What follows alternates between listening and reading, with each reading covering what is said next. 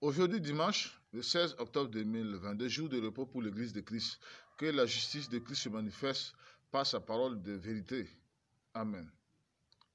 Ce sujet sur le divorce est aussi important comme le sujet du mariage. Je disais précédemment que le mariage aux yeux de Dieu est le jour où l'homme, dans sa jeunesse, a son premier rapport sexuel avec une fille.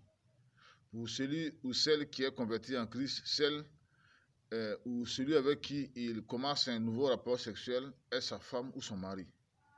Maintenant, il y a une chose importante qu'il faut savoir quand on est en Christ.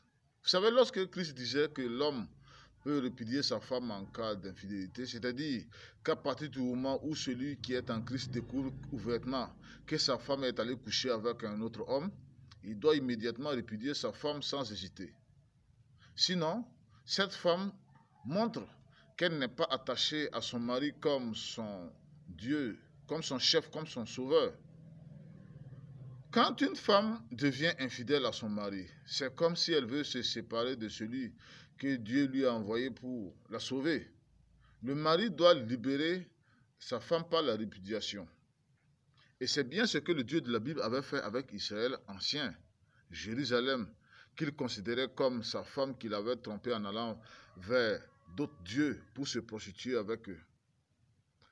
Dieu avait fini par répudier cette Israël ancienne qui était une épouse adultère.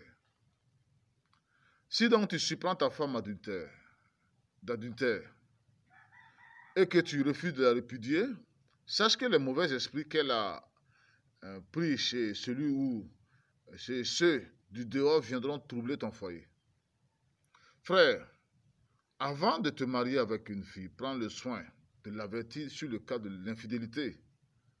Dis-leur clairement qu'elle ne doit plus avoir un autre rapport sexuel, d'autres rapports sexuels extérieurs du couple. Sinon, elle sera chassée.